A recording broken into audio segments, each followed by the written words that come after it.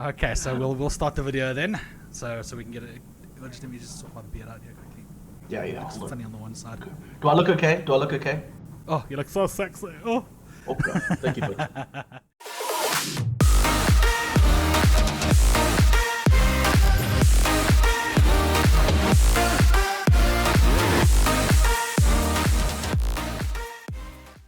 Good morning, good evening, and good afternoon to all the geeks out there in our little geekdom, and welcome to another Our Little Geekdom podcast. The episode is number 14.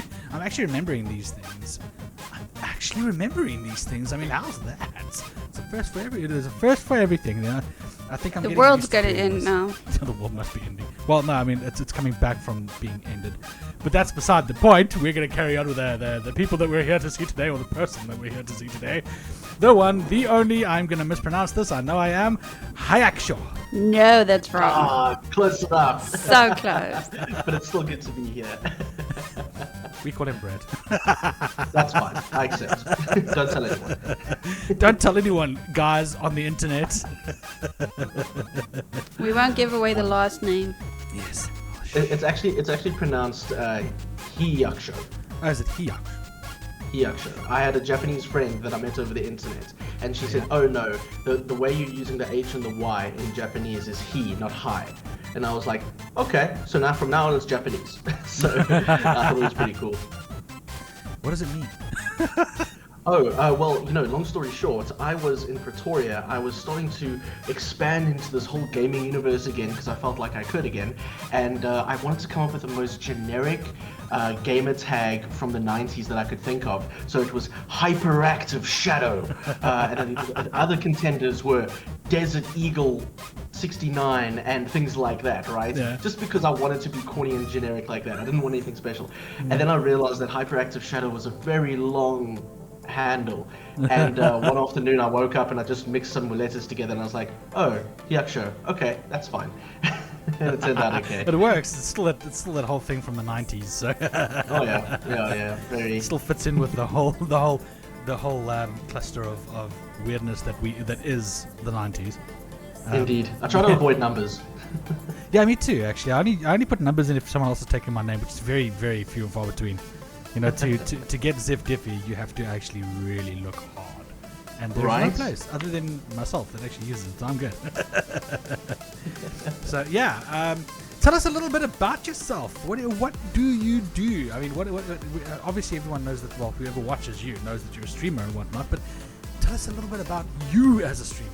What is exactly your fun points? Well, I mean, where to begin?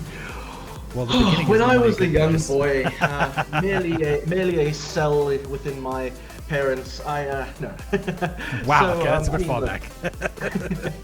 So I mean, look. Long story short, I've always been a gamer. I've been playing games like Heretic, Doom, and everything like that since before I could even reach both parts of the keys. I used to sit on my mother's lap. My mother introduced me to Doom at Nice. whatever age I was because my fingers couldn't reach both sides of the keyboard. So I would sit on her lap and open doors in Doom while she would shoot and move. And then as I grew, I could reach 2 buttons and then all the buttons, and then that was the beginning, right? So I've always been a gamer, obviously. I mean, anyone that's seen anything that I do with regards to gaming can see I've been passionate about gaming for a very long time.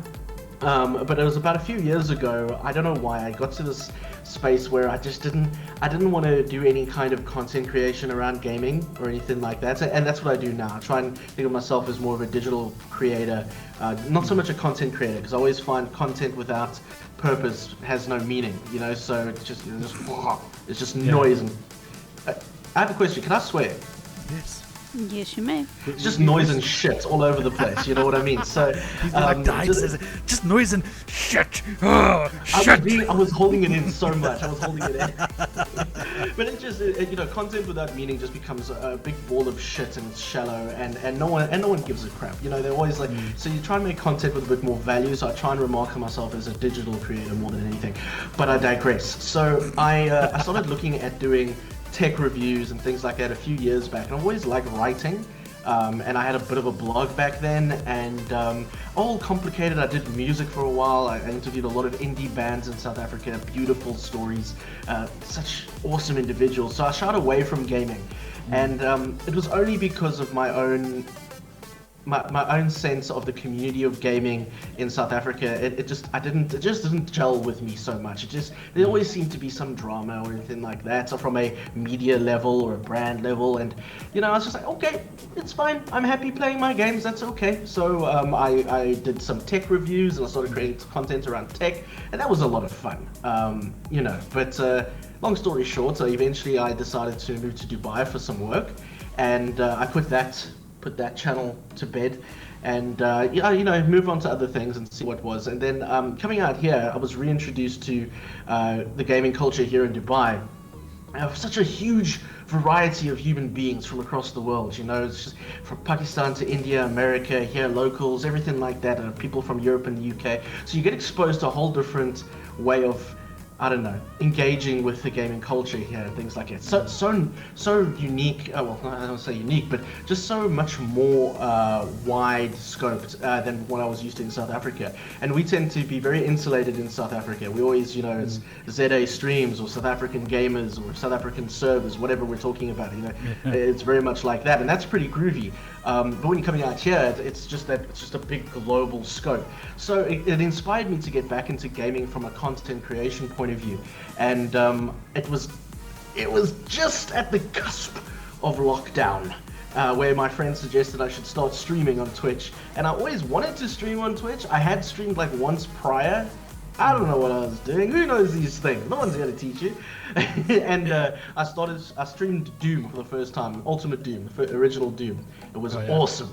The stream was trash. It dropped frames like a freaking Hillbrow hooker. You know what I'm trying to say? Like it was so hectic. It was so bad. But I really enjoyed the experience, and I just kept at it. And it's kind of just evolved into this thing that I have a lot of fun with. Create content around first-person shooters, indie games. I love indie games. That's where I feel that the potential of future of gaming is blossoming now. The creativity is all there. I love indie games, and I love doing art streams now. That's been very interesting. Nice. Doing illustrations and things like that. Nice. So in a nutshell, I create digital content around gaming. Long story short. Okay. No, that's Talk pretty forever. No, well, that's fine. It's awesome to talk about. And just let him get up there. Just help him up with something. Sorry, Gandalf has decided that he is trying to get up onto the table, and because the green screen's in the way, he can't jump because he's rather large. He is. He's a big boy. He's a junk. He's a chunky cat.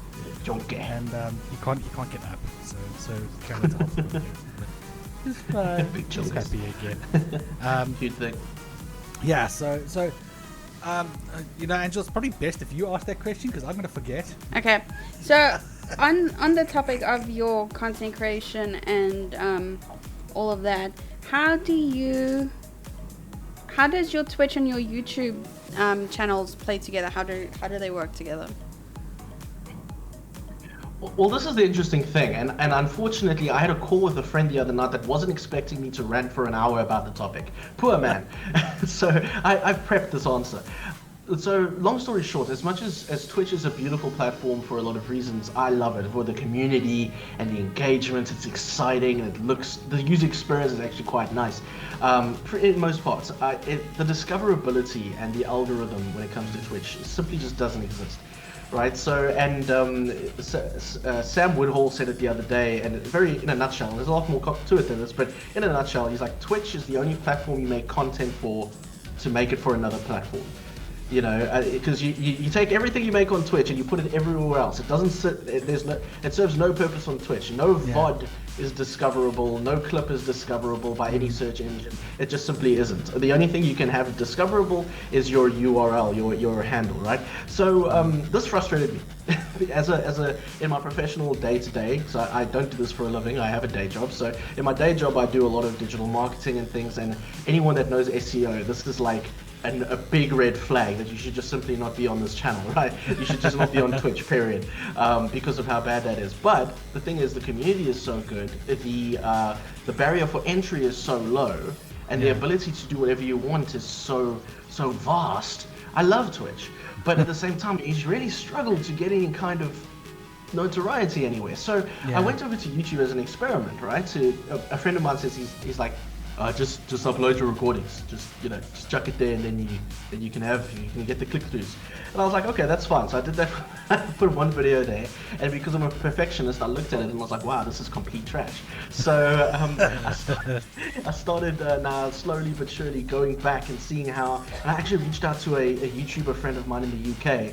Amazing man, Chase Carnison. He does react videos for music, and he's just completely blown up in the last year with regards to his channel. And I reached out to him. I was like, listen, so I've started this thing as well on YouTube. What's your take? And he gave me a lot of lessons. Like, he schooled me a lot and gave me a lot of things to consider. And it's an interesting way to see how Twitch, in one hand, being a live community and community in specific, where you can have real-time engagement and get people involved and have a great chat and all of that jazz and get your personality out. How does that play into pre-recorded videos here on YouTube that's discoverable?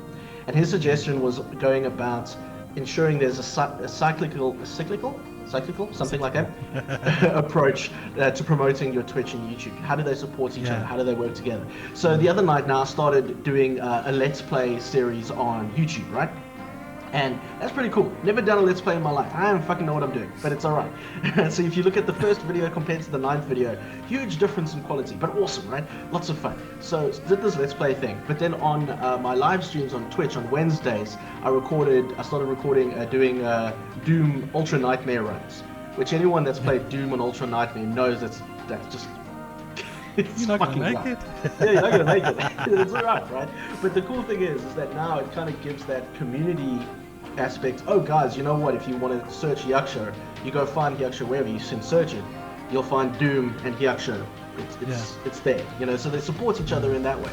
Then on that front, YouTube's algorithm, eventually, as it goes, depending on the content. Let's Play content's very common, so it's not doing as well, but whatever. That kind of search algorithm then eventually feeds people engaging with you then on Twitch. And actually, I've had pretty meager, yet some success. I say success very loosely. I mean, like, people have slowly moved from discovering me on YouTube to following me on Twitch. And I didn't expect it to do well in inverted commas, but it couldn't hurt, right? Yeah. But the more and more I do it, the better it's starting to roll on. So it's a very interesting experiment. And now, like I said to you before we went live, I'm sitting here with the Doom video. I've started to think about, I want to do a How to Beat series.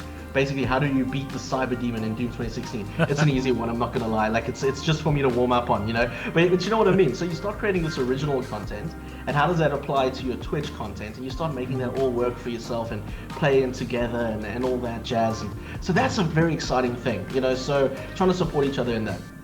I do think Twitch has got a ridiculous amount of potential. If they don't fix certain things like their damn search algorithm and their indexing and basic shit like that, like their SEO, they're not gonna survive. No, yeah, you can see they're already struggling. I mean, they're trying to compete with YouTube, who's now brought out their whole new live streaming, or not new, but their live streaming platform is starting to actually get really powerful, because you've got you've got the tip jar or whatever the hell they use it for now, and what the hell they call it. But you can basically they super chat. That's what it's called, super chat. So you have enough people in the watching the live stream. Super chat comes up, and then you have to focus on the super chats, because that's the good way. Someone wants to say something important. Super chat. Think of it this way, right? And again, I spoke to Chase just briefly the other day. Again, he's very busy. And it was a case of it was Chase, it was a few of my friends. I would love to just just have one platform. Okay? Yeah. So, and I'm going to use YouTube as an easy example, but it works pretty well. Again, YouTube has a lot of faults. Don't get me wrong. It's got a lot to work on. But if I wanted to, I could go and do my live streams 3 days a week like I do now. I could publish 2 pre-recorded videos like I do now. In between that, I could publish all my clips and highlights because they've just dropped shorts. Oh, and on top of that, all of that is now algorithmically indexed and searchable because of SEO. Oh, and then if you're big enough, because they have that now too, is the community tab where you can actually publish a video, polls, and normal posts if you're a creator, if you get big enough. I don't know how big you have to be for that, but I mean, essentially you could have just YouTube as just your platform. and you Yeah. could be very comfortable there.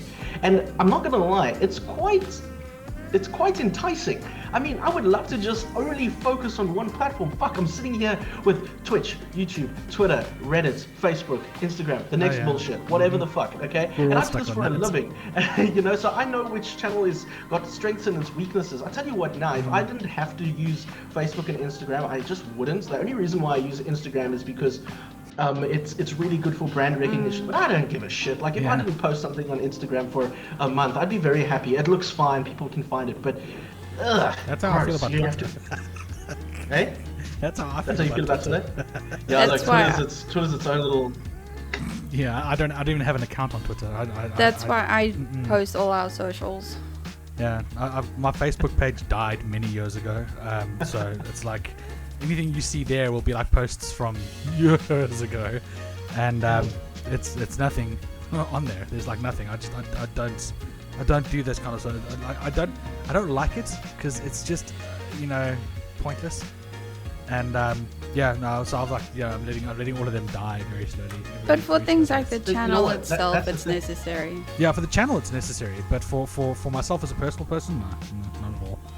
Actually, if you go and look, my whoops, my Dun, dun, just dun. doxed himself. Twitter. Josh, please bleep that name out. Yeah, please. Bleep that out. Thanks. That Twitter account that personal Twitter account is doing fine. It's whatever. But oh god, it's just died. I don't care about it anymore. No. I put some cool articles I found now and then. I don't give a shit. Nah, screw that crap. Yeah. Like I gotta go sit over there. Some person is complaining about this crap and another one is complaining. Bugger off. I don't have time for you. All right, and I know it does come down to who you follow and the algorithm and shit like that. So I actually actively went and unfollowed basically my entire Twitter, and I programmed everything to work in a certain way. Okay, like I tried my best to try and make it work for me. Still crap. So I'm just like, okay, so you know what? Humanity is the problem. But then it's so strange though, because then when I go to Hyacsho's Twitter account, it's awesome because I only have things that I really care about, which is retro game developers, updates on games that I'm liking, like some of the AAAs, like Shadow Warriors coming out very soon. That's very exciting. Etc. You know, so I don't know why the algorithm for my gaming account, like Hyacsho, compared to my personal account, is tweaked. I don't know if it's because it was started from scratch and my personal account has 11 years of bullshit to get through, but you know what I mean? One of the things that my friend in the UK mentioned, he's like, don't feel ashamed of picking a platform and just going with it. So I'm like, okay, explain. He's like, well, yes, there's advantages to each platform, sure, but sit back and be like, okay, where are you strongest? So for me, I was like, okay, well, I'm very strong on Twitter. I know how to work Twitter, so Twitter. And then he's like, okay, is that the only one? It's like, pick 3. Okay, so Twitter, and then I'll have my Discord community now, where I put in a lot more effort to everybody. I try to keep everyone as interested and engaged as possible. And that's basically it. And then Twitch and YouTube now. But like I think like Twitch and YouTube are kind of, when it comes to post-production, is kind of like one baby, because they're kind of the same production process over here when you're creating thumbnails or overlays or that kind of thing, or you're optimizing and stuff like that. So that's kind of like the same kind of baby over there. But I mean, just pick the platforms you like, whether that could be Instagram and Facebook, you know, whatever strokes your goat. But like, I mean, pick it, and rather than try and do 1,000 things, because also you're only one person, or most of us are only one person like me. So you don't have time to do. Yeah, I mean, I'll still post on the other channels because I'm that person, but I don't care if I don't, if that makes sense. No, it does. It makes perfect sense, actually. You know, the whole thing is, I mean, look, I've had my issues with Twitter for a few reasons, but we don't get into those reasons. That's more my personal reasons why I don't like Twitter. Yeah, you shush on those. Twitch. Yeah, I don't want to mention any of those. It's my own personal issues with it. Twitch. The reason why I've got an issue with Twitch is just it's not. I'm not a live streamer. I'm not very good at live streaming, and I'm sure Kez will actually attest to we this as well. tried it, and We're we're not good at live better streaming. on videos. Yeah, it's much better if we have like friends playing, like a whole bunch of us playing if we're going to stream. Otherwise, it's pointless. We don't really do it. We're much funnier YouTubers. We've proven that with our videos. And thanks to our editor, he yes, we're mentioning him again. I don't care. Shout out Evil Toast. Shout out to Evil Toast, yes. Thanks to him, he's actually found the funniest parts, and he actually emphasizes those funny parts. So he makes the videos even funnier, which helps us, because obviously, I mean, you know, I seriously got the luckies earlier. I was watching one of our videos and getting attacked by dogs, and he puts this random song in, and it's just dogs barking, but it's a dog barking song. And then more of these dogs come in and attack me, and he puts more of them in, so they're all like overlapping each other. I was crying from laughter. It was so He funny. couldn't breathe. He was laughing so much. Yeah, it was brilliant. But I mean, you know, he brings out the hilarious bits in there. You know, because, you know, honestly, seeing me swear at things is funny, but you know, emphasizing the fact that I'm swearing at things is even funnier. But you mentioned something very interesting there, dude. Yeah. Sorry, I cut you off. No, it's fun. Yeah. Editors. Now, at the moment, I edit on my own. Yeah. But I'm an amateur, and I'm a hobbyist. I think there is definitely a need for YouTubers that want to like keep producing good quality content to actually hire an editor when at all possible. Yes. Yeah. It's affordability. Indeed. Sorry, I don't know if you heard that. it's affordability. It's all about if you can afford to actually hire one. I mean, you know, it took both Kez and myself actually getting jobs, and honestly, finding a job in South Africa was practically impossible. For me, it was practically impossible. I mean, as an IT tech, it's impossible to find a job in South Africa. You know, the market was intensely flooded. So we came up to Scotland. I'm not even an IT tech anymore. I work in a technical job. I mean, I'm working in a technical position, but it's not IT. It's smart meters. Energy industry. It's the energy industry, and smart meters in the energy industry. That's what I do. You know, I mean, I sit behind a computer all day, but the whole point is that's what I do. It's my job now. And I don't mind because, you know, I enjoy doing my job. But without actually getting the kind of money that we get, we would never have been able to actually hire an editor to actually do our job for us. And so, then we just have mediocre videos that, like, yeah. Some people go, oh, yeah, that's okay. But now it's so much better. Yeah, now we've got people actually commenting saying, oh, you guys are so funny. Yeah. So we've got that, you know. There is an advantage. And it's all thanks to the editor. I mean, you know, he's actually emphasized the comedic value that we actually have. I love that. When it comes to the videos, you know, because he'll put silly sound effects in, or, you know, he used to block out the swearing. I think he's just given up now. But it does help because, like, with him doing the editing for us, our channel on YouTube itself has actually grown quite a bit. And that just shows, it proves your point that if you want to grow your channel and if you want to produce good videos, you do need to at some point get an editor to do it for you because they know what will sell. Yeah, that's true. And this is the thing. You have a profession. I have a profession. Okay, it's technically not editing videos. We're very intelligent people, so we know how to edit videos, and great. But the professional editor, who does this every day. And this is his bread and butter. He's going to just have that extra turn up. Yeah, and exactly. there's a lot of YouTubers I've found, and you know, I do a lot of research and stuff, and they're all like, hire yourself an editor, and it's just like, but bro, you know they're expensive. But the thing is, when you start, when you're fortunate enough to have enough a little extra to hire an editor, you should, because it frees up a lot of your time. I mean, I'm editing a video here. I should be shooting or whatever. This video is not, okay, this is not a long video, but generally, let's say 2-3 hours to edit a video-ish. Yeah. I don't know.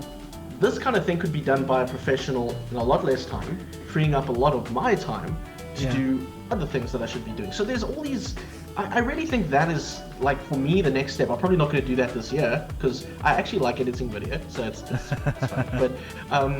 But there is going to be a point where I'm like, yeah, no, I'm just going to have to look for somebody to help me out with this. And I think that's fair, you know?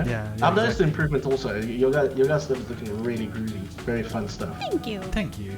Well, you know, thanks to Evil Toast for that one. Yeah. Because the thing is, I pointed out to Kez a while back, you know, we were looking at our videos when I was actually looking back at the old videos. And when we went back, there were certain videos that were very well edited, and you can see that Kez actually took the time to edit it because she was the one who was editing the videos. But she took the time to put in special cuts and stuff like that. She'd make it good. But eventually, you know, work gets in the way. You have to work. You know, you have to make money because YouTube's not making us any money. And then you run out of time and you just slap it together and you can see that it was basically just slapped together. And it doesn't look good. And I showed her the one video. This is what actually got us going back onto YouTube again. We were going through the older videos, and I started laughing at them because they were actually kind of funny.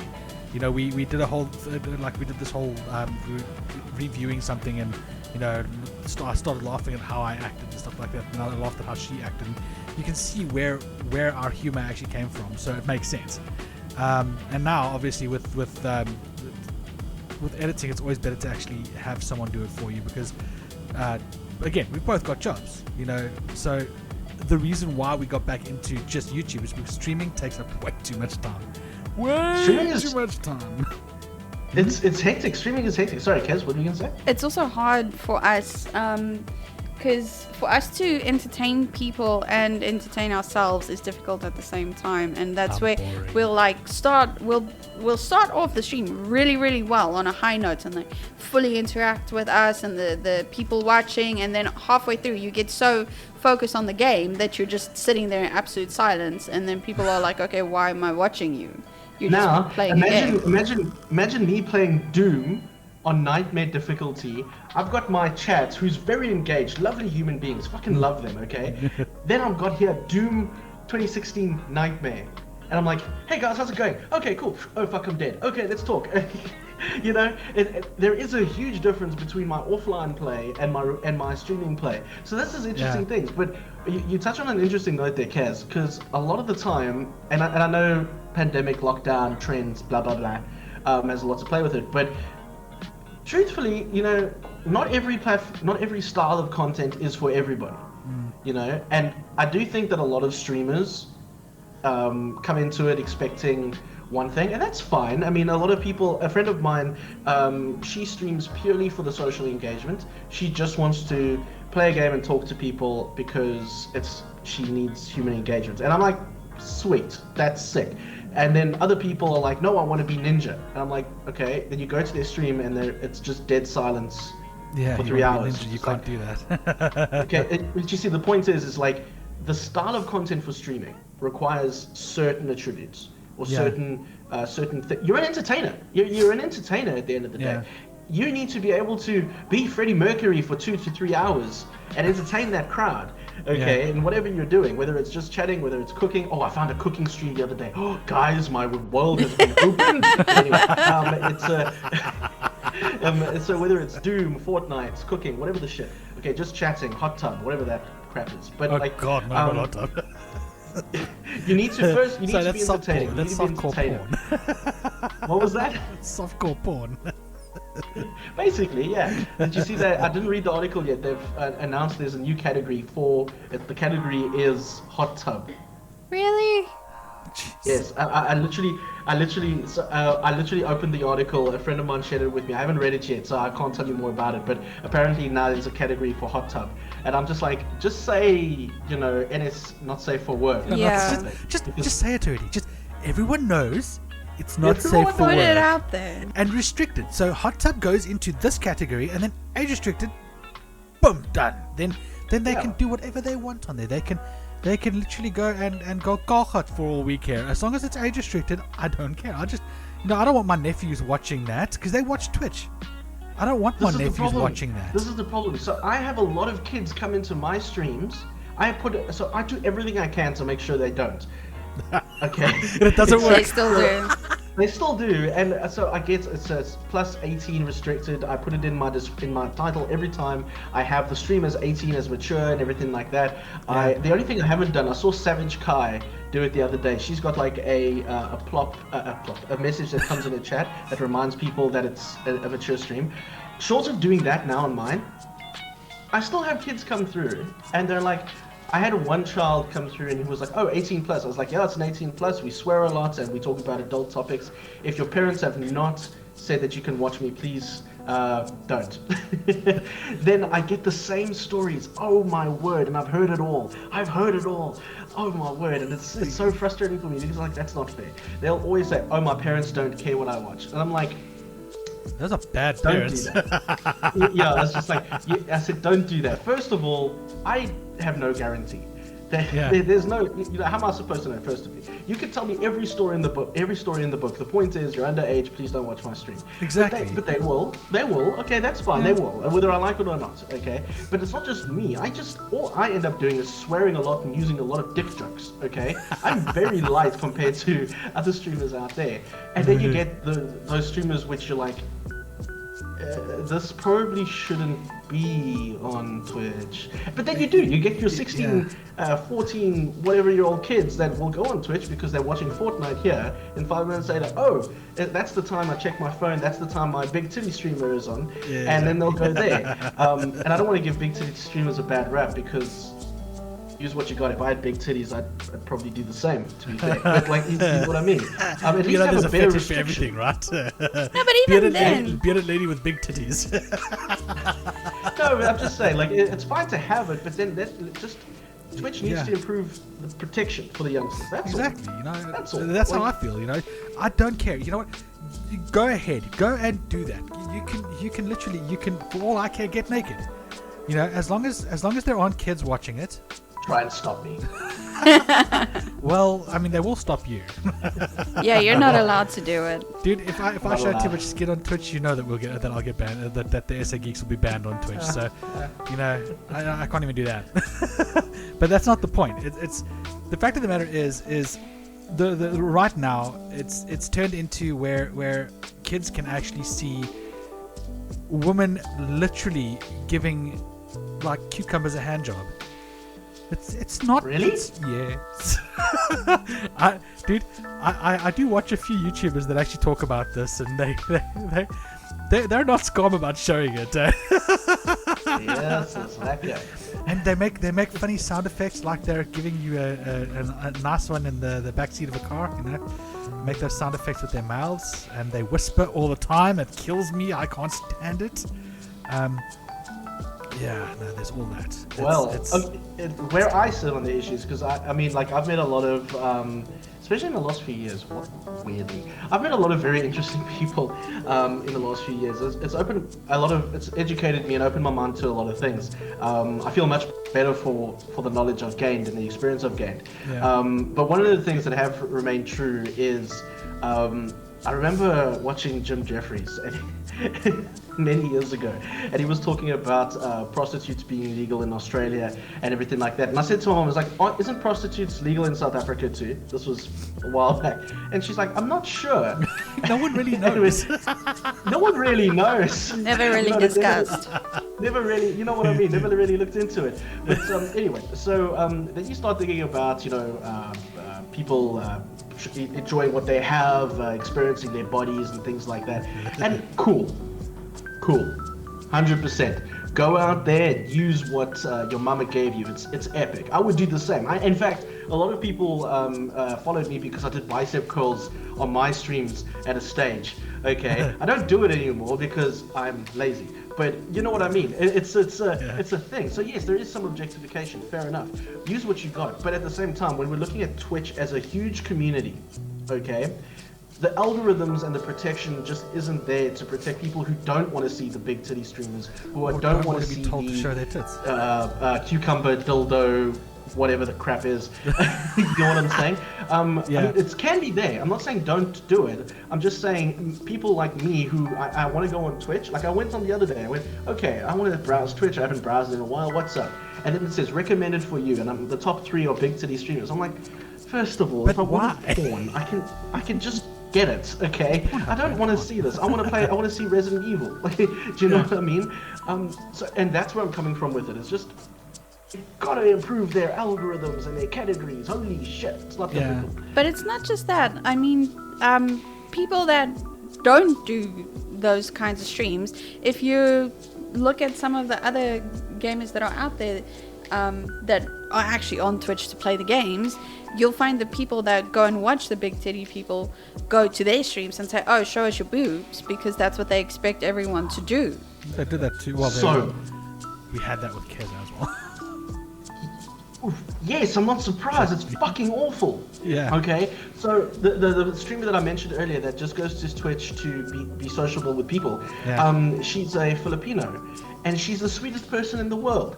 Okay. I swear, week one, I was in her chat, and 3 other dudes were in her chat because we spoke about this prior. The 4 of us were like, listen, we're gonna all talk. We're worried about Twitch being Twitch.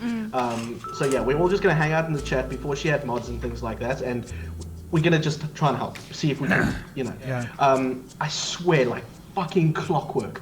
Hello, please share this. It's like the fuck.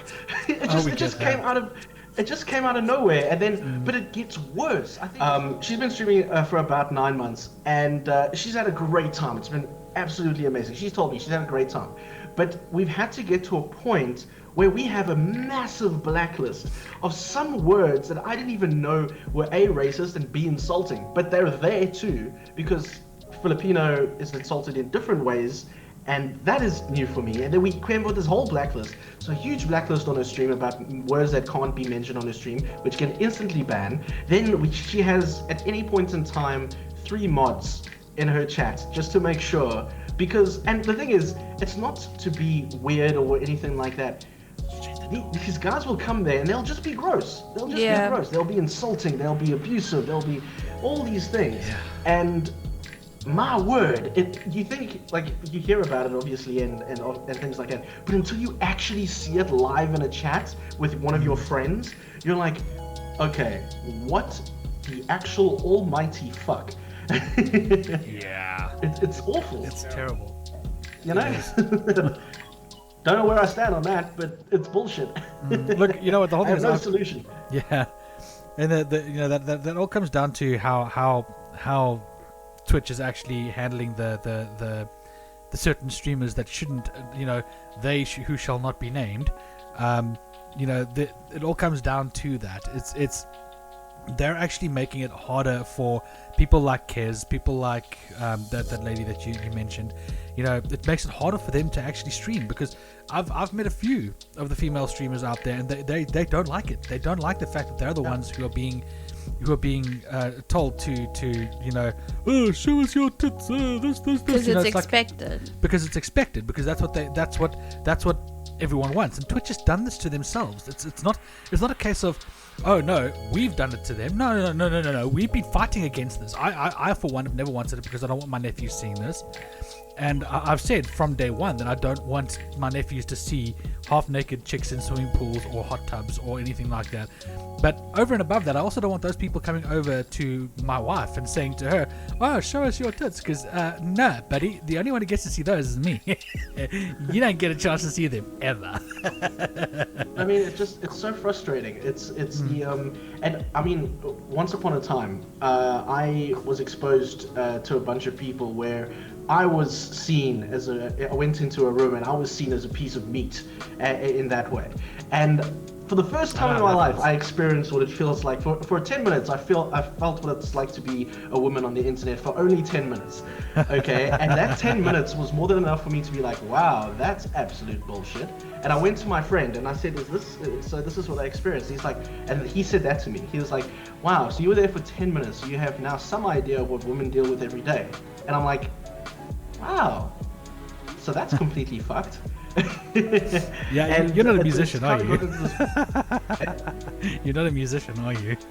He was treated like a piece of meat quite often. Dude, every day. As a musician, you get treated like it every day. If you play on stage and you happen to be the lead singer of the band, you've got... It's not easy for us, I got used to it. And after a while, you're just like... For me, it's just like, yeah, whatever. Okay. Try grabbing me, I will swat your hand away, but go for it. No, but then came Kez. But then came Kez, and she did all the work for me. Because obviously, I'm not going to go and deck a woman for trying to grab my cock, And I'm telling you now, it is the worst experience when you're a dude and you come off stage and some woman is trying to grab your junk. And she's like, oh, I just want to fuck you. And you're like, okay, just back the fuck away. And it's not even that many people, It's like, there'd be 3 or 4, there'd be like 13 max people at any given time. Sometimes we get well up to 100 people depending on the band, but or the gig. But you still have them trying to do that. And, you know, I'm not one to go and deck a woman for trying to grab me because I'm much stronger than she is and I will hurt her. So I don't want to do that. Yeah, but you see, this is the point, right? Now you go over to translate that experience to online and to Twitch. It's the same thing, It's no wonder that... It's no wonder women don't want to do it. No. And everyone will sit there and be like, oh, we want more female streamers or we want more female gamers. And I was like, okay, gentlemen, well, could you please stop being complete pieces of shit for 5 minutes and maybe they'll start coming through. Yeah, so unfortunately... Sorry? No, we both cut in there, so... I was a friend of mine, he was actually saying to me the other day, and he made a very valid point. It's like, listen, at the end of the day, it's up to the guys that are aware of this reality to, when we see it, pull the offending asshole aside and be like, not deck him or whatever, we can use words, but just try and upskill this gentleman, educate him, and be like, this is why that's dick. They probably will not listen to you 9 times out of 10. Yeah. But we gotta try, because shit, man, I don't want a Twitch community where I've got my friend streaming down the road here and she switches off social media for 2 weeks because she had an anxiety attack because a UK streamer raided her and all the his UK followers decided to come and spam her with other things. That happened. Yeah. And he decided that to call my friend ungrateful for the raid, and I'm like, bro. So he's a person you pull aside and be like, listen, let me explain to you why that's not ideal. And that's the thing. So, and it's awful. And I mean, my friend is just one example of someone who is now exposed to this and is, as you say, getting used to it. But she shouldn't have to get used to it. Do you know what I mean? Yeah, and it's frustrating. And people like the big titty streamers are making it really tough for a conservative friend like my friend to be on the internet as a female. Yeah, look, it's the conservatives, especially the conservative females who are streaming, who don't want to show themselves off and things like that are getting most of the flack from this. But the thing is, what I've always known. I mean, look, I've been crowd person my whole life, so I'm used to actually being around big crowds and things like that. But what I've realized is you've got to have a very thick skin, because if you don't, you are not going to handle the criticism. Because we've been.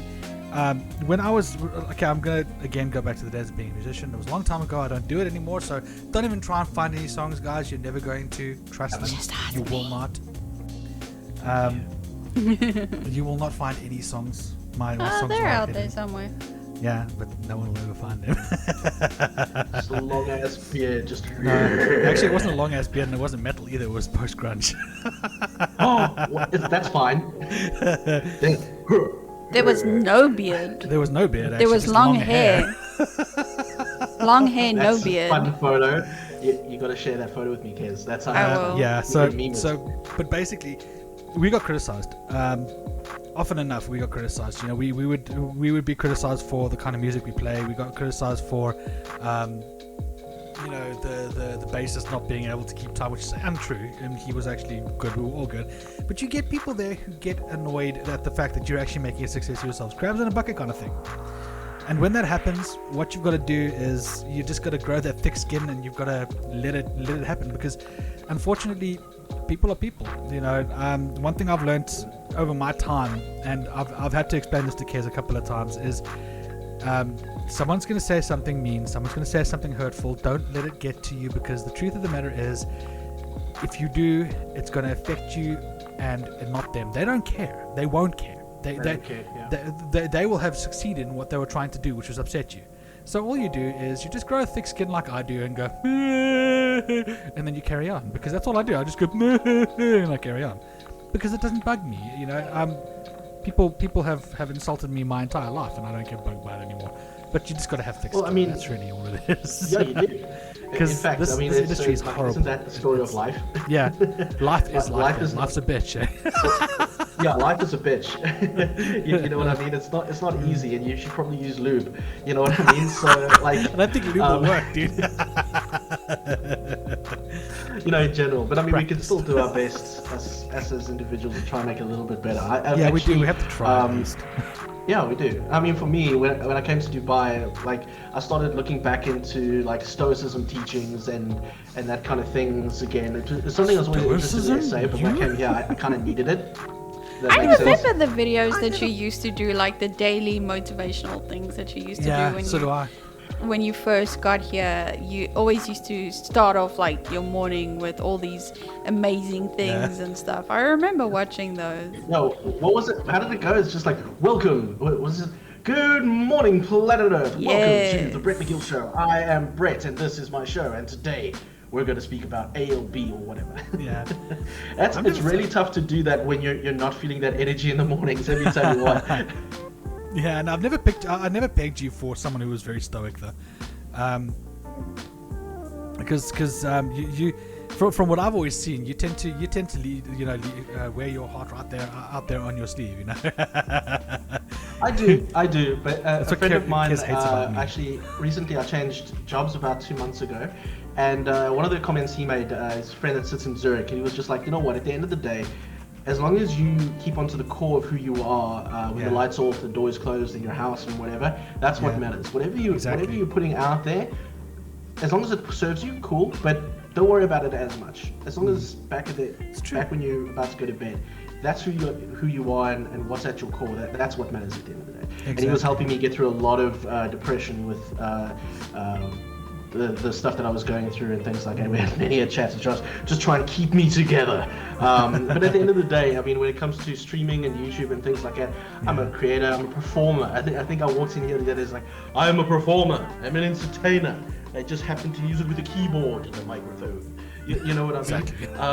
That's how it is, though, dude. It's like, isn't this how the whole interview thing is going now? You know, it's like, I don't like watching late night shows. They're stupid, they're boring, and the hosts are not funny. I'm sorry, but they're boring. You know, I like to watch this kind of thing where guys are just sitting down chatting and having a good time. You know, it's one of the reasons why I watch so many IRL streams on YouTube. You know, there's a particular YouTuber, I'm not going to mention his name, that I watch. He's brilliant. He's got millions of viewers, but he invites people over from all over the US. They sit down, they talk shit. It's mainly politics though, but they sit down and they talk shit, and it's fun. You know, it's nice to see what. That's the kind of thing that I like to do as well. Just sit down and talk shit with my friends and talk shit with people that I feels invite. more natural as well than having the structured question and answers thing. Obviously, like, we will ask questions every now and then and stuff, but it's not fully just ask a question, get an answer, ask a question, get an answer kind of thing. It's more laid back. Yeah, we try to keep it as laid back as possible. Yeah, and you know, the thing is, and also we don't invite people like who will just suddenly start arguments with us for no good reason or anything like that, because it's not about us arguing. If you're going to have a constructive conversation, cool, then we can have a constructive conversation, but it's not about that for us. It's about talking shit, shooting the shit, talking about our favorite things, like Doom, for example, which we need your to favorite get game. back onto topic with.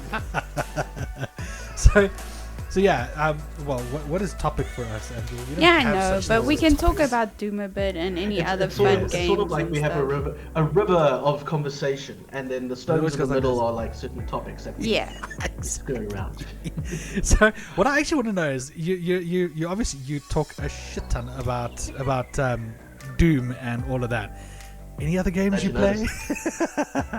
Anything else that tickles your fancy other than that particular genre as well? So tear it away from FPSs. What other kind of games would you play? Yeah, well, actually, you know, the thing is, I didn't expect, truth be told, I didn't expect to get back into Doom at the level that I've attempted to be, and I'm not even scratching the surface, right? Yeah. Doom for me has always been a good game. I've always been a fan, always played the game, always will play the game. I doubt they can do much to sway me from not playing Doom. Okay. It just happens to be something right now that I'm really hot on, that I'm enjoying creating content about, because it's my favorite game. Having said that though, oh man, I'm a gamer. There is besides sports games, maybe, I don't play any sports games, or traditional sports games. So you won't see me playing FIFA. You won't see me playing, I don't know, what are the crap games? NFL, NBL. Golf games? Yeah. What's the NBA 2K, whatever that really crappy gambling game Madden. is? Madden, another gambling game. Yeah, no, I don't play any sports games. I'm not about that life. I just don't care. So like that's probably where my limit is. But generally, every other game I'm keen on. I've actually got like a library of Metroidvanias and platformers that I've slowly been accumulating over 3 years. Where I'm like, I just need a controller, then I'll be happy to play these games. Because I played something like Dead Cells the one day, which is a good Metroidvania, and I was just like, okay, so the keyboard is just not gelling for me, and I'm getting frustrated, and I need a controller. Alright, so like for me, I love FPS and I love Doom, but I also love adventure games. Oh my word, do I love adventure games. I love horror games. Horror games are the only thing, so not many people know this about me, but I actually don't have adrenal glands, which means I produce no adrenaline. Okay? Which means I suffer from adrenal fatigue quite a lot if I don't take my meds, but I do. So because of that, to get a thrill is very rare and far between is where it should be compared to the normal 30-year-old gentleman, okay? So, but playing horror games, for me, is the same way as playing FPS. It's the energy, it's the tension, it's the thrill. So horror games are like that. They create that suspense and that, that kind of thing. That not every jump scare, but good horror games allow you to bring you in. A good and easy example, considering the story about times, is the new Resident Evil Village. I've been playing that on stream. Can I tell you what? I would sit here all day and finish that game right now if I wasn't already committed to showing my chat the rest of the adventure. But oh my word. Oh, it's so good. It's so nice. It's really interesting world building. I haven't played a Resident Evil game since Resident Evil 2 on a PlayStation 2. So for me to get back into it and to see what kind of horror they've added into it, had a great time. Yeah. Things like Outlast, great time. I'm looking for fucked up psychological horrors that will make me sit on my bed and question the meaning of my existence, okay? That I like. You should play Little Hope. Little Hope, yeah, that is one weird ass game, dude. Yeah, so it's from the creators who did Untold Dawn, and then they did Man of Medan, and then they've done Little Hope. Little Hope. So Untold Dawn it kind of messes with your mind, but not as much. Man of Medan, it's more jump scary, but Little Hope, oh my God, that one messes with your brain. Yeah, it's psychologically, it's screwed with her for a long time. Really? Good. Yeah. But I think that's the thing, right? Is that it needs to capture you. So yes, horror is a genre. FPS. I need to be specific here. When someone says, "Oh, FPS," your brain immediately will go to Call of Duty or maybe not even Fortnite. No, that's over the shoulder. Call of Duty is an easy one, right? I'm actually not a fan of the Call of Duty series anymore. I bought Call of Duty from forever, okay, until Modern Warfare 3. And then I realized that they were becoming FIFA, where it was a new game every year. And I was just like, yeah, you're shit. Exactly. So, never mind. And I think it was Modern Warfare 1 was the closest thing they actually had to a pretty half-decent story. Yeah. And that's what's captivating. Yeah. Okay? If the story is there, it could be a horror, it could be an FPS, it could be an adventure game. That's why I put adventure games in there. Yeah. And this is also why I talk a lot about indie games. Because indie games have got a lot of love put into them. A lot of heart, and a lot of they take a lot of time, and I would 9 times out of 10 pick up a really well-made indie game, a really beautiful story. It could have pixel graphics, and most of them do, pixel graphics, and a bad menu system. Even the gameplay is meh. Okay, not always, because gameplay is important, but a lot of them maybe have low graphics and all that thing, and not everyone is Doom 2016 or whatever. But that story, oh man. That's when you're sitting there at the end of it could be something as simple. Did you guys ever play Gone Away Sales? No. Gone Away Sale. It's sort of like a Gris. Hey, you guys play Gris? Gris? No. I don't think so. No, Gris? I'm gonna send you links. Okay, so there was this game, Gone Away Sales. I think it was a console thing. I can't remember. Yeah, I think I had it on PS Plus. Yeah, it was a pretty simple game. It was one of the exclusives, whatever. Yeah. But it came out on PC. I think it was at most a 3-hour long game that you're basically just going in one direction, whatever. Yeah. But the art of that game, the story without even speaking, the music, it was captivating. It was engaging. It was beautiful, and for me, that's why, and I know Gone Away Sales there's a AAA indie, whatever you want to call it. Yeah. But it's just games like that is what grab me. Yeah. You know, so it could, and I'll back to Doom for a second. Doom Eternal, for an FPS, has one hell of a narrative that it has no need to have that kind of narrative, but it does anyway, and it's sick. Yeah, and I know a lot of guys talk about how the lore doesn't make sense or whatever crap. I don't care. Okay, Doom didn't need to have a story. In fact, the first Dooms didn't have a story. John Carmack sat down and said, Doom's story is like a story in a porno. You know it's there somewhere, but it's really not the most important thing. Okay, exactly. So and that's how Doom was, the granddaddy of, well, besides Wolfenstein, the granddaddy of the modern FPS. Okay, Yeah. Granddaddy of multiplayer and deathmatch. Yeah. Call of Duty, Fortnite, all these games owe their success to Doom. Okay, It's sorry, true, I'm yeah. a Doom. But No, that's you're right. the whole thing. You're Right? 100% right. Wolfenstein would never have made it as big as they did if it wasn't for Doom. There we go.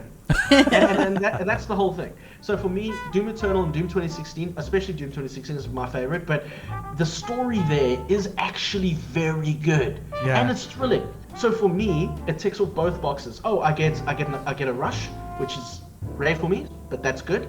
And I get a cool story which can keep me thinking about the next step. It has weight to it, right?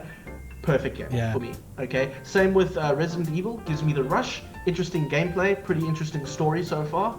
Yeah. I'm keen, you know. So whether it's horror, adventure, FPS, those are the kinds of games I'm playing. So right now on my list of games, I'm playing again Doom Eternal and Doom 2016. Also playing Resident Evil 7 and Resident Evil 8. So offline, I'm playing Resident Evil 7 in my free time. But I recently bought and downloaded a new indie game called Viscera Fest. They just launched their early access yesterday, I think, or the day before. And I think it's the day before. And this guy's been making this game. It's a first-person shooter, but it's completely retro throwback. Okay. Yeah. Gorgeous. The main antagonist, protagonist, whatever, is voiced by the same person that did Ion Fury. And it's actually, the voice acting is awesome. The story, even though it's there somewhere, is sort of alluring. All right, the whole point is for Caroline she's a bounty hunter. All right, she's going to kill this alien to get the bucks to buy a ring for her husband just in time for date night. Okay, it's such a. You see, arcing back to John Carmack's point that the story is there, but it's generally not the most important thing. But okay, I have a story, so that's good. At least I have a story, and so it's all these kinds of things. So at the moment I'm playing Viscera Fest as well. I think they released the first chapter in the early access. I think I don't know if there's 3 or 4 chapters coming at the full release when they get a few of the bugs sorted out. But the amount of energy, and you can see it, man. Like the amount of energy that they've put in to think about this game. What does their audience want? Their audience wants speed running. Their audience wants to change the difficulty. The audience wants to record this, and so on and so on. There's a lot of nostalgic callbacks to the to old games like Wolfenstein and Doom and Blood and things like that. So it's a really well thought of game in that respect too. It's very well done, and the art is cool. So yeah. So that's currently where I am. I think. Oh, and of course, because I'm that guy. I also play Minecraft. Yeah, I play Minecraft. There's nothing wrong with that. Minecraft is the best. Agreed. I tried it. I dig it. It's a good game. It's a fun game. The kids can't stand it, but I tried it. I don't get it. No. Yeah, she doesn't. She doesn't get it. The thing is, Minecraft, you step into a world that's whatever you want it to be. Exactly. It is. It's exactly that. That's the appeal for me. Yeah. And you can add mods in that will make the world whatever you want it to be as well. So I mean, I've done silly things like I wanted to go into space and explore the planets in the solar system. So I did. I found a mod and I put it in and I did it. Exactly. I'm actually playing on a modded Minecraft server now, and it's so insane. Like all the mod 6, and it's got like elements and magic and all this other stuff, and we're looking at now adding a dragon mod or whatever the case may be. It's so much fun, and I was happy with vanilla, right? I was so happy with vanilla, and then you get all these mods. I was like, right, so I'll be playing this game for another few years. I know, it's good fun, eh? But that's where we're different, because like Zip likes Minecraft and I don't get it. but I like Sims, and he doesn't get why I like Sims. So No, I do. I enjoy Sims. I've got no problem with Sims. I know, but you don't play it as like. I don't play it as vigorously. Yeah. As she does. Yeah, she's the Sims person. It's fun. It's the same game. Yeah, no, I don't play it as rigorously as she does, but she really likes The Sims. There are games that I won't play. Like, for example, I'm not a big fan of Until Dawn and all those games. I can't stand the whole what are they called? Jump scares? No, I don't care about jump scares. I enjoy jump scares. I play Resident Evil 2. Oh, the quick time events. The quick time events. I cannot stand quick time events. I'm sorry, but you know what? You're going to make a game for me. You're going to tell me a story. If you're going to tell me a story, I'll get a movie. Alright, but if you're not going to do that, I want to play the game. I want to actually interact with the game. I want to be able to interact with the objects around me. I want to be able to run when I want to run, not when you tell me to push a button. That's how I am.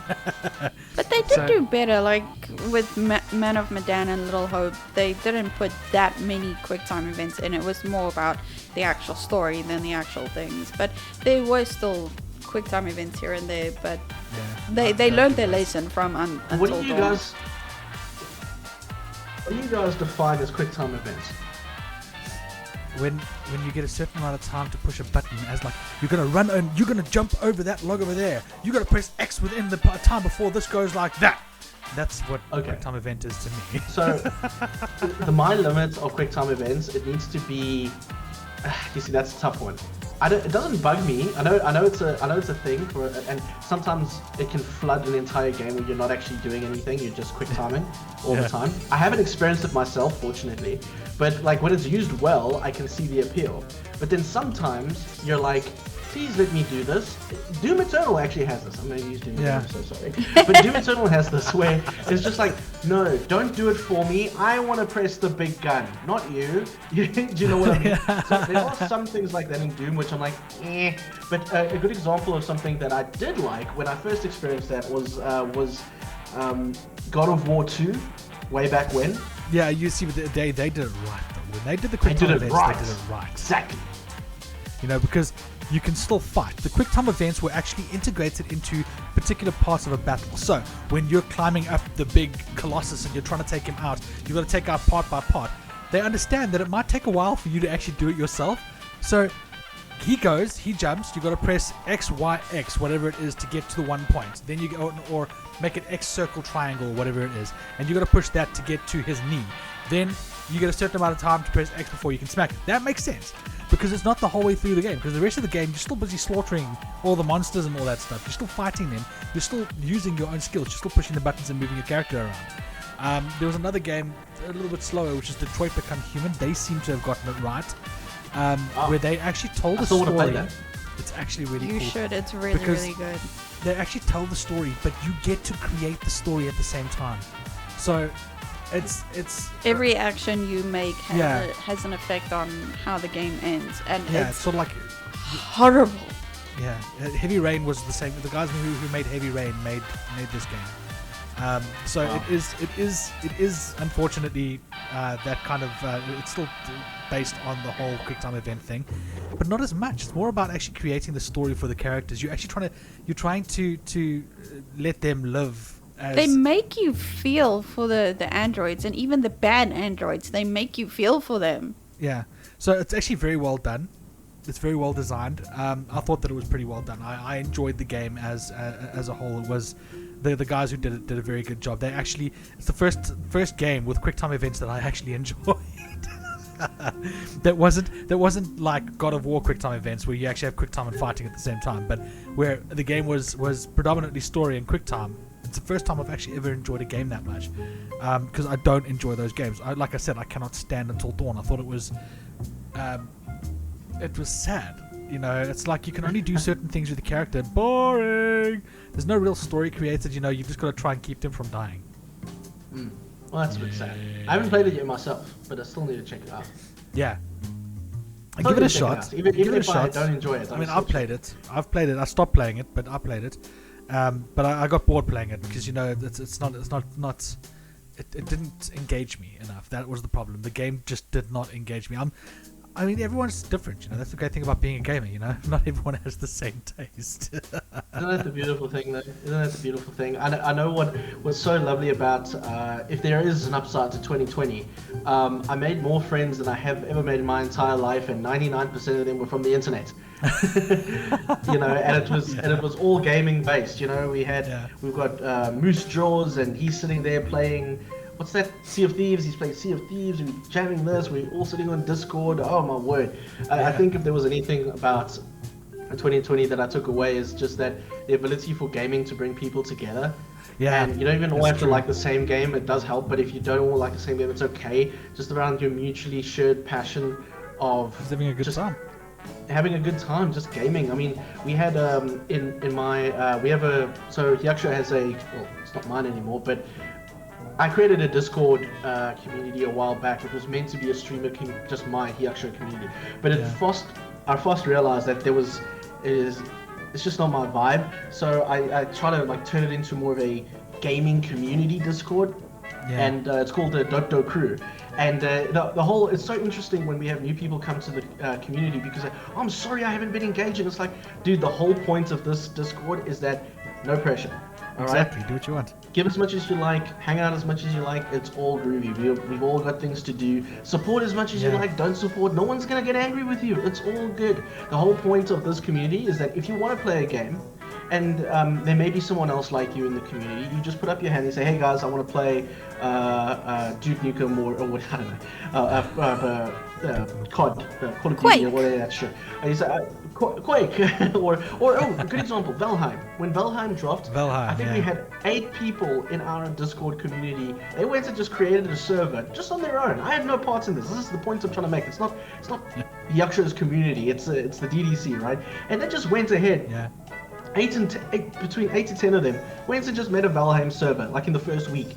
They all clocked like 200 hours. The screenshots that came out there, they're just sitting around hanging out by a campfire, and I'm sitting there, I'm just like, this is damn beautiful. This is what it's all about. You know what I mean? And I mean, I'm the outlier again, as I usually am, because I'm the one playing Ultimate Doom, and not everyone is an Ultimate Doomer. But I mean, like I've had 2 guys come in through my live streams on Twitch that when I'm playing Doom, and they actually know in the DDC. So it's nice to talk to someone about Doom after a year. But I mean, that's the beautiful thing, right? It's just healthy gaming community, just come through, chat a bit of shit, share some memes, play some games, it's all good. And that's kind of what that whole thing is about. And I've seen, and yes, you do get, and it's so that's what I said, it's interesting to see when people feel like they're so obliged. And I'm like, don't misunderstand, like we would love to engage more, but it doesn't matter, it's all okay. I had a guy, he joined, and I think a year later, he DM'd me, and he was like, hey, is it okay if I talk in the Discord? I'm like, my dude, of course it's okay. You don't have to ask permission. You've been in there all the time. It's all right, you know. So shame. And then because you know life and Corona and everything like that. But it's just other guys come from other communities where they're expected to do things, and it's just like it's all okay. You know, it's nice to have a community Discord and not a Hyaksho community. You know, I'm nothing special. You know, it's all for the. It's good to get people together. That's the whole point of it. That's true. That's the end of that whole thing. It's just that's the idea. Just make some friends. Oh, it's true. Yeah, exactly. It's simple its level, you know. Exactly. It was nice to actually switch off my part though. Although I have to say, it's a lot more difficult to like get people to tell them like news updates about my Twitch specifically now. We technically have a channel for that, comes to think of it, but you know what I mean, like it's like because it's not my Discord anymore, you can't really own any spot, so it's like okay, you just embed it in there, and then I use Twitter. Kind of thing, like it works for what it is. But it's a nice community. No, of course, and that's all that matters though, isn't it? You know, it's about the community. You know, it's something that we've always strived to actually work towards, is actually, you know, making sure that the people in our community are there, because without them we aren't really anything, are we? We're just like people nothing. sitting in front of a screen making videos for someone somewhere to watch. Exactly. Yeah, exactly. And that's not. I've actually got so many. I'm in so many Discords here on the left on the screen. It fills me with so much anxiety because I'm like, so I joined Discords because I like the streamer, and then I'll join community Discords for like to engage with content that I like. And then there's a whole bunch, and I'm just like, I really need to leave. Like, I'm not doing anything here. You know, but it's also like I don't want to leave because some of them are interesting sometimes. I have so much. I need to clean this out again. It's looking hectic. Yeah, don't worry. We have to still get a camera for. We've got. I think I found the perfect spot for it as well. We're getting a secondary camera for our videos now. So Nice. it's not going to be just Kez and myself and the guest on screen, or Kez and myself and the game. It's going to be Kez and myself and the cat bed, because we've got a cat bed. Like, I just see where we should put it. It's like right next to us. The cat bed is right here, and if we can get the camera facing right down onto the cat bed, there's 2 cats sleeping in it at the moment. Hang on, I'll show you. Just give me a second. It's very cute. It's very cute. It's super cute. Look at those 2 babies. Look at it's Gandalf and Timey, and they're so cute. They just look at. They're so at the sweet. faces. Look If I had a cat, they would Look- totally look be at a that cat face. cam. Just FYI, that would be a done thing. Yeah. So we're actually looking at building a cat cam as well. Well, Beautiful. I spoke to Kez about putting a cat cam up, and she agreed. She thought it Yeah, was it's a would good be idea because if we're getting boring or whatever, there's something to look Let's at. just stare at the kitties. And they're always available, you know, because one of them they'll cats always are come in here. Finally, now that they're actually sleeping in the dog bed we bought, but It's you know, big enough. You think cat? Do you think a cat cares? At first, they were a bit timid about it. It's like the other cat houses; they would go into them and they'd sit on them and they'd do all of that. But this one, they were really anxious about climbing onto it. It was only recently, I think it was on Thursday, that they actually started climbing into it, and they started actually sitting down in it. And this is while we were working. We were sitting there, like, waiting for the cat to actually jump in there. They kept like putting their paw on it, like, should I? Smelling it. Yeah. And then eventually they just got comfortable and now they're sitting on it. So yeah, that's something that we're looking at doing, is getting an extra camera to put down and creating another Discord for them so that they've got a cat cam. Well, that's the plan for like our TikTok and our Instagram. I think it's just gonna be about Cats. the cats and their stuff, and then like all the other things will be about our videos and things, because they are a big part of our I swear, lives. Yeah. Indeed, if I had a cat, that like my cat would just be on. That's my Instagram. That's it. It's just cat pictures. There would be no need for anything else. Look how cute my cat is. My cat is superior. My cat is a god amongst cats. No, that's Pippin. I call him Plurpst, savior of the kittyverse. So, because you know, you sing the whole flash, ah. So instead, I just go Yeah. Plurpst, Savior of ah, the kittyverse. savior of the kittyverse. And he's just got that face. I actually have a streamer that I enjoy. He does Doom speedrunning, because of course he does. He has a Jerry cam, which is his dog. So Peach's room is divided into 2. It's his dog's side and his side, and he's always got a dog cam on. And all of his Twitch points are about giving Jerry treats and things like that. It's the sweetest damn thing that I ever see. You know, it's lovely. Animals, man, it upskill. What is it? It upticks your stream something tremendous. Everyone comes for the animals. They don't care about you. Yeah, they can give a damn about you. Show us kitties or show us Yes, show us the puppies. kitty. Show us the puppy. Yeah, but no, it's definitely something that we were considering doing, or we're considering doing, is because, you know, now that we've got this, this is actually ideal. I wasn't even thinking that this would work, but as soon as this came up here, I was like, camera can go right there. So yeah, 3rd camera will be going up on that one. Hopefully soon we'll be able to get that done and sorted Very out. exciting. Yeah. Do you Oh, have well, any I always exciting check our audio. plans? Who? What's that? Ziff, just check your audio. Oh, my audio is fine. I was yawning. Can you Oh, hear sorry. me? I was yawning. I'm not tired. On my end, nothing too tremendous. I think I've got. So I took a week off YouTube to try to assess. You said that you guys were saying this earlier about YouTube Creative, where the quality starts going down if you start rushing it because of life. Yeah. And I started thinking similar lines where I was just like, if I rush this, you're gonna start coming to weird spaces here. So I took a moment to like assess the content. So I'm dropping probably 2 videos next week, I hope. Hold thumbs. 2 videos next week. It's this how to kill a cyber demon, and then it is a version of my Let's Play for Resident Evil: The Village. I'm trying to do a different way of doing it. It's basically a VOD, but it's just, I think, a better way. So I've got those two coming out next week, which is nice.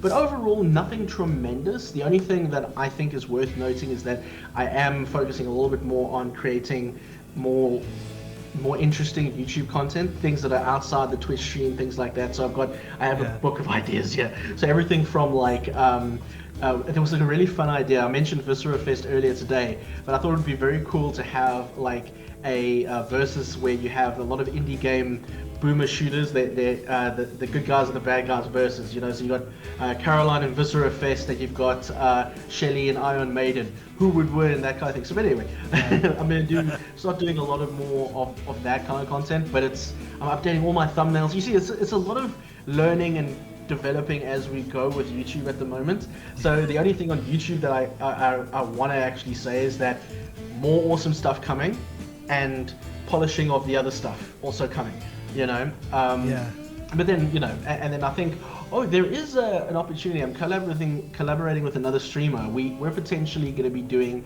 the Doom Grand Prix race, or Doom Grand Prix, where he and I will speed run against each other at the same time on Twitch and see how we do.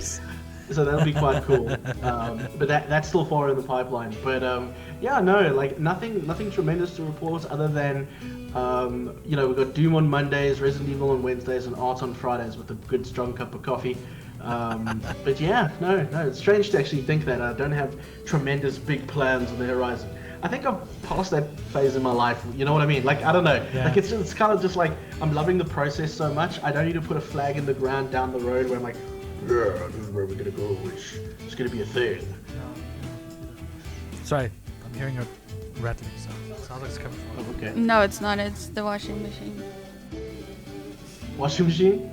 I get that. I'm not sure because it sounds like one of the fans is going.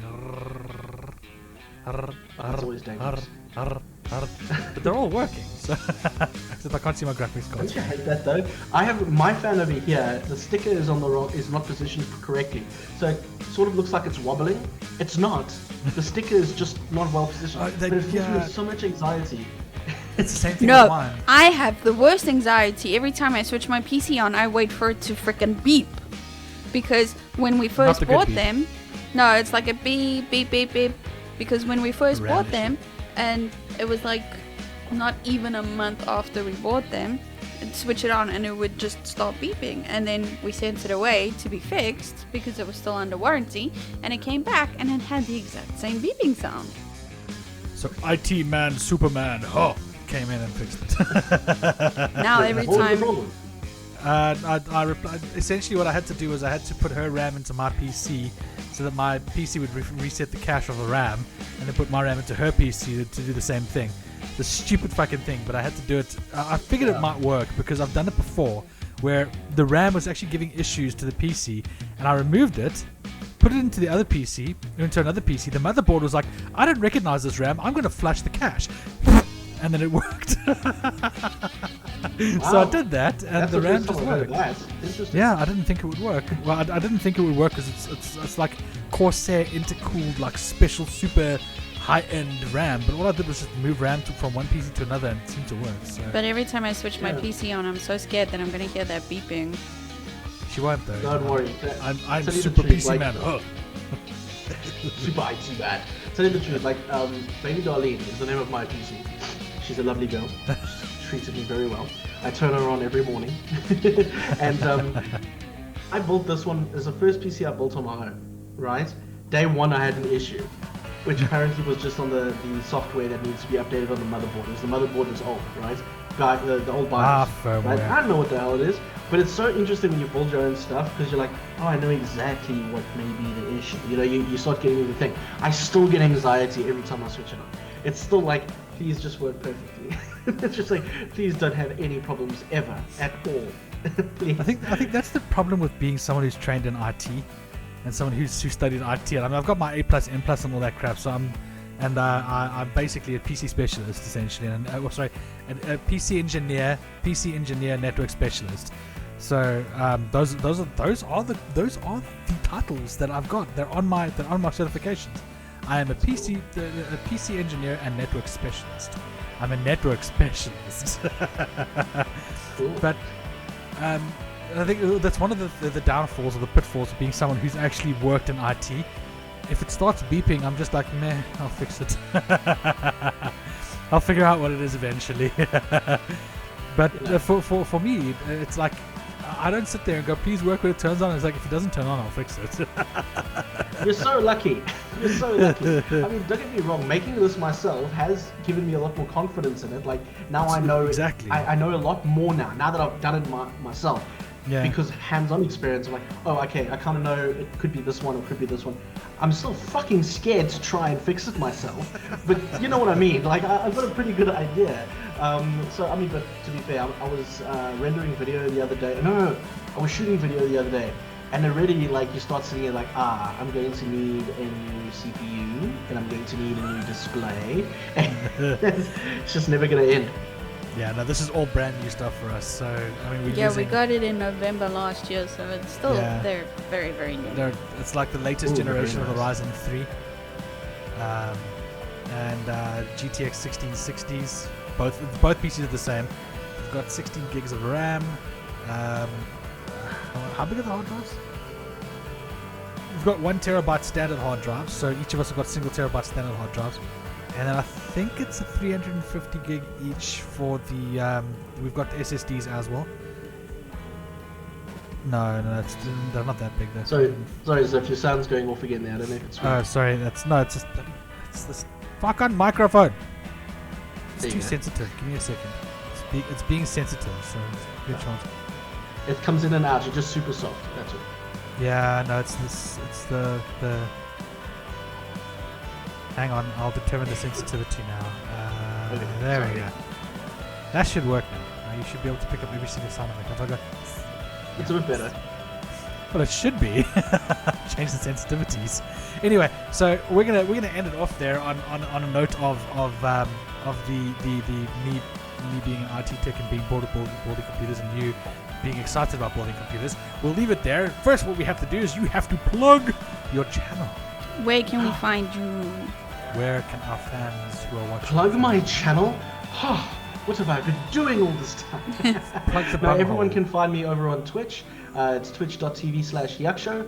Or if you type in on Google, you could just find me at search Hyacsho. You'll find it. That's H-Y... How do you spell Hyacsho? Hyacsho. Hang on. How do you spell that? It'll be. It is Hyacsho. That's right. Hyacsho. That's right. So yeah, everyone can find me over on Twitch. All my socials are there, or pretty much in any social network. It's all the same, Hyacsho everywhere.